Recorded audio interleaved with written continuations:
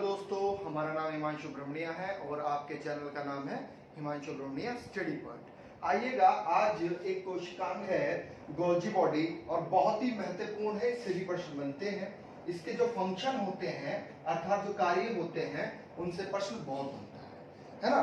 तो इससे पहले जो हमने आपको कोशिकांग पढ़ा दिए हैं, आप जाकर प्लेलिस्ट में जाकर देख सकते हैं।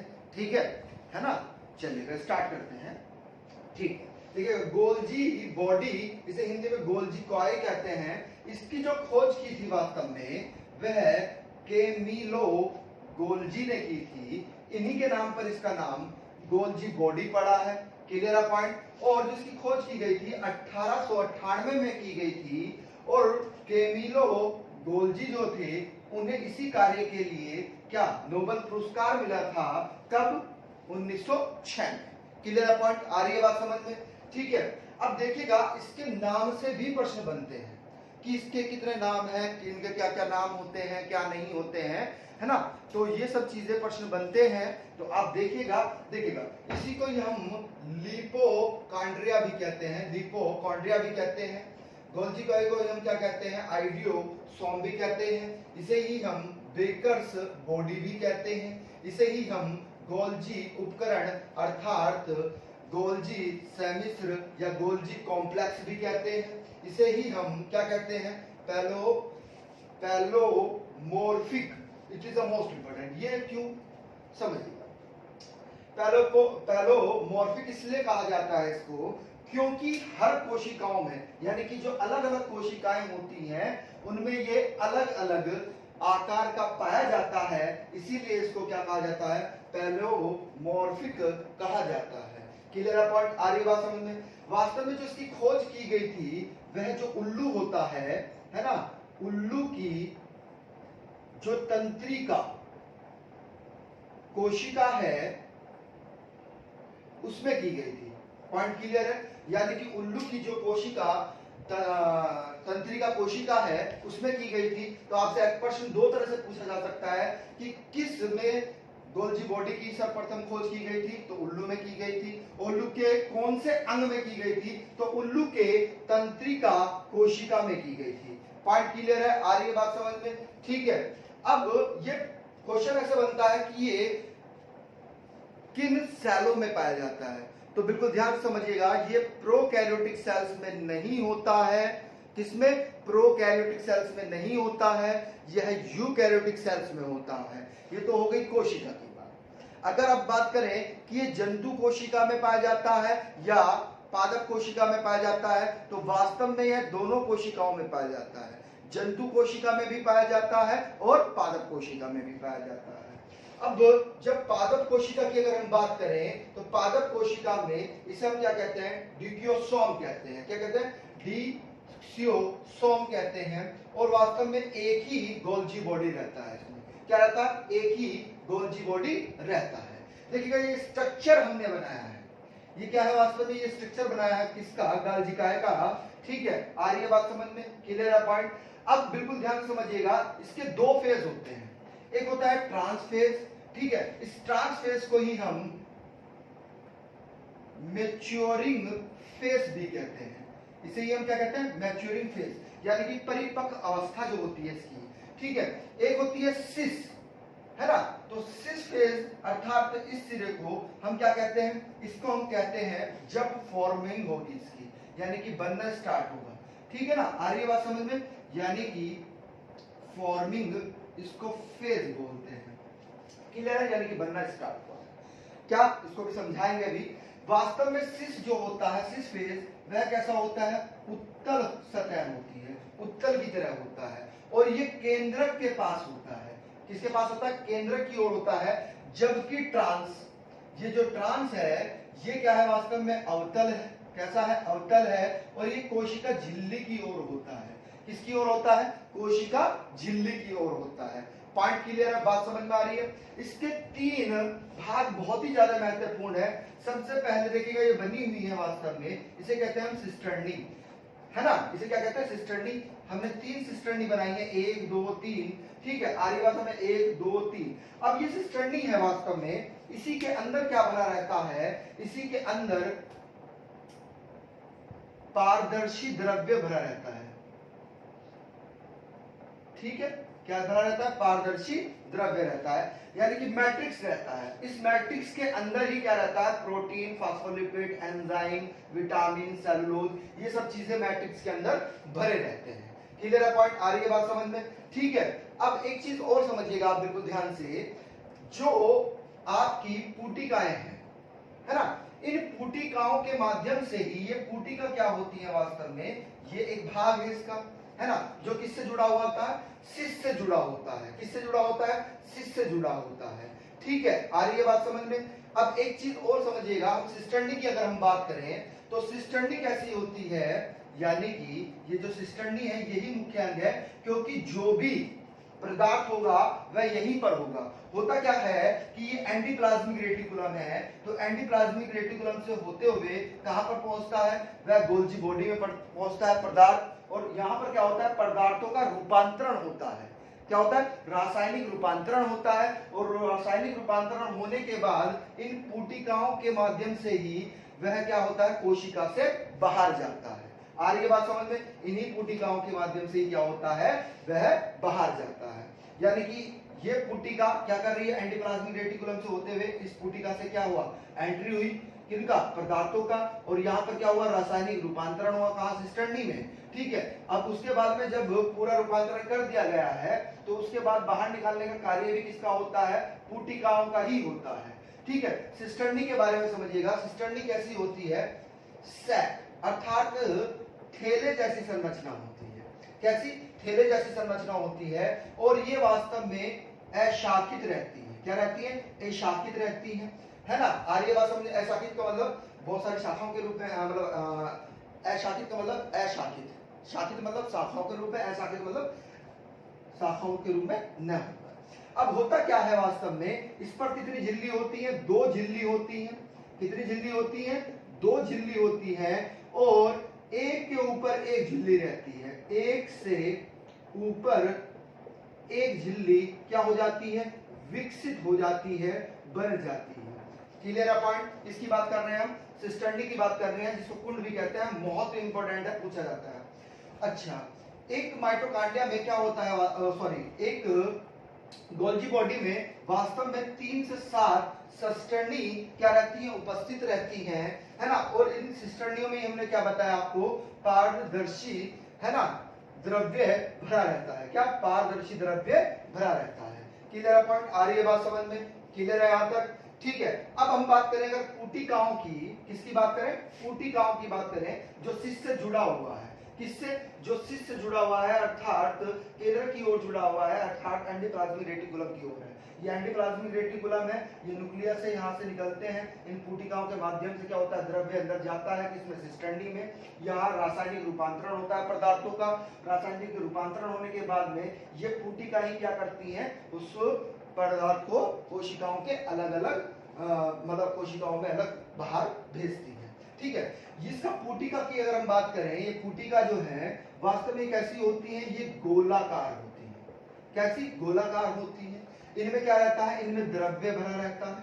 क्या भरा रहता है, द्रव्य भरा रहता है, ठीक है। और सबसे इंपॉर्टेंट पार्ट जो है, इसकी जो बात पूछी जाती है, जो नलिकाओं को के, बिल्कुल ध्यान से समझिए, मुकुलन, मुकुलन को इंग्लिश में कहते हैं बर्डिंग। क्या कहते हैं, बर्डिंग। Clear point. तो वास्तव में गोलाकार है, इसमें पदार्थ भरे रहते हैं, ठीक है। और नालिकाओं में होता क्या है वास्तव में, कि जो मुकुलन है, मुकुलन से पुटिकाएं बनती हैं। प्रश्न बनता है कि पुटिकाएं कैसे बनती हैं, तो पुटिकाएं वास्तव में जो नलिकाएं होती हैं, नलिकाओं के बर्डिंग अर्थात मुकुलन से ही इसका निर्माण होता है, वास्तव में पुटिकाओं का निर्माण होता है। इसका निर्माण होता है, पुटिकाओं का निर्माण होता है, ठीक है। अब नलियों के बारे में बात कर लेते हैं, ठीक है, नलियों के बारे में बात कर लेते हैं। जो नली है, आइएगा, ये क्या है वास्तव में, ये नलियां हैं। ये क्या है वास्तव में, ये नलियां हैं। ये क्या है वास्तव में, ये नलियां हैं। तो नलिया क्या होती है, वास्तव में जो नली होती है वह परिधि पर स्थित होती है। किस पर? परिधि पर स्थित होती है। ठीक है, और किससे संबंधित होती है वास्तव में यह सिस्टर्नी से संबंधित होती है, अर्थात उससे जुड़ी होती है। किससे संबंधित होती है? सिस्टर्नी से संबंधित होती है। आ रही है बात समझ में? क्लियर है पॉइंट यहां तक? आगे चले। ठीक है, अब एक चीज और समझिएगा, पूछा जाता है कि मुख्य श्रावण अंग कौन सा है। यह प्रश्न पूछा जाता है कि कोशिका का श्रावी अंग किसे कहा जाता है? कोशिका का श्रावी अंग किसको कहा जाता है? तो गोल्जी बॉडी को भी कहा जाता है। किसको? गोल्जी बॉडी को कहा जाता है। पूछा जाता है मोस्ट इंपोर्टेंट कि ट्रैफिक पुलिस किसको कहा जाता है? तो वास्तव में ट्रैफिक पुलिस भी गोल्जी बॉडी को ही कहा जाता है। किसको कहा जाता है? गोल्जी बॉडी को। होता क्या है कि वास्तव में बिल्कुल ध्यान समझिएगा, जो श्रावण होता है, यानी कि जो श्रावण होता है पदार्थों का, एंजाइमों का, तो उसमें होता क्या है, जो वहद अणु होते हैं, तो उन वहद अणुओं में को बाहर निकालने का कार्य, उनका रूपांतरण करने का कार्य, यानी कि कोशिकाओं में पहुंचाने का कार्य किसका होता है? वास्तव में गोल्जी बॉडी का होता है ना। अब बिल्कुल ध्यान से समझना है, जब ये बाहर निकालना है वहद अणु को, जैसे अगर हम बात करें कि ग्लूकोज की बात करें, ग्लूकोज को बाहर निकालें, प्रोटीन को बात करें, प्रोटीन, हम लिपिड की बात करें, किसकी? लिपिड की बात करें, तो लिपिड से। क्लियर है पॉइंट? अब बिल्कुल ध्यान समझना है कि ये ग्लूकोज, प्रोटीन और लिपिड जो है वास्तव में ये रासायनिक रूपांतरण इनका किस किस में होगा? बिल्कुल ध्यान से समझना है। इनका रासायनिक रूपांतरण वास्तव में कहां पर होता है? गोल्जी बॉडी में ही होता है ना। आ रही है बात समझ में? यानी कि यही क्या कर देंगे, यही ग्लाइको प्रोटीन का निर्माण कर देंगे। किसका? ग्लाइको प्रोटीन का निर्माण कर देंगे। पॉइंट क्लियर है? आ रही है बात समझ में? यही ग्लाइको लिपिड, किसका? ग्लाइको लिपिड का निर्माण कर देंगे, यानी कि ग्लाइकोजन भी है साथ में है और साथ में लिपिड भी है। यहाँ पर ग्लाइकोजन भी है साथ में और क्या है? प्रोटीन भी है। तो इसमें परिवर्तित कर देते हैं। इसमें परिवर्तित करने का बाद, यानी कि रासायनिक रूपांतरण होने के बाद पुटिकाओं के माध्यम से ही तो बाहर हो रहा है, तो इसीलिए तो इसको क्या कहा गया है? क्या कहा गया है? कोशिका का श्रावी अंग अर्थात ट्रैफिक पुलिस कहा गया है। Clear point? आ रही है बात समझ में? अब इसके कार्यों की अगर हम बात करें तो कार्य बहुत ही महत्वपूर्ण है वास्तव में, बिल्कुल ध्यान से समझना है कार्यों को, है ना। कार्यों से प्रश्न आता है, हम बोल रहे हैं कार्यों से प्रश्न आता है, तो आपको भूलना नहीं है, एक एक चीज को ध्यान रखना है। ये पैकेजिंग का कार्य करता है। किसका? पैकेजिंग। वास्तव में जो पैकेजिंग है अर्थात संग्रह है, यानी कि सभी पदार्थों के संग्रह का कार्य कौन करता है? तो वास्तव में गोल्जी बॉडी करता है। कौन करता है? गोल्जी बॉडी करता है। ठीक है, आ रही है बात समझ में? वास्तव में गोल्जी बॉडी का दूसरा कार्य क्या है मोस्ट इंपोर्टेंट, कि जो लाइसोसोम है, जिसे आप आत्महत्या की थैली कहते हैं, क्या कहते हैं? आत्महत्या की थैली कहते हैं लाइसोसोम। तो लाइसोसोम के निर्माण में भी यह महत्वपूर्ण है, क्योंकि लाइसोसोम का जो निर्माण होगा वास्तव में वह एंडोप्लाज्मिक रेटिकुलम और गोल्जी बॉडी के सहायता से ही होगा। Clear point? आ रही है बात समझ में? तीसरा फैक्ट समझिएगा, जो हेमू सेलुलर है, हेमोसेलुलोज का निर्माण भी वास्तव में कौन करता है? वास्तव में गोल्जी बॉडी ही करता है। क्या करता है? गोल्जी बॉडी ही करता है। आपसे पूछा जाता है कि जो कोशिका झिल्ली है, आपकी कोशिका झिल्ली जो है में उपस्थित या स्थित जो कार्बोहाइड्रेट है, क्या है? कार्बोहाइड्रेट है, और इसी को ही हम क्या कहते हैं? सैलिक एसिड कहते हैं। क्या कहते हैं? सैलिक एसिड कहते हैं। तो इसका निर्माण कौन कर रहा है? तो इसका निर्माण भी वास्तव में कौन कर रहा है? गोल्जी बॉडी ही कर रहा है। कौन कर रहा है? गोल्जी बॉडी, है ना। जो अंडा होता है, अंडे के ऊपर स्थित जो पीतक झिल्ली होती है, अंडे के ऊपर जो पीतक झिल्ली होती है, व्हाइट मेम्ब्रेन होती है, व्हाइट रंग की जो होती है, तो उसका निर्माण भी वास्तव में कौन कर रहा है? उसका निर्माण भी गोल्जी बॉडी ही करता है। कौन करता है? गोल्जी बॉडी ही करता है।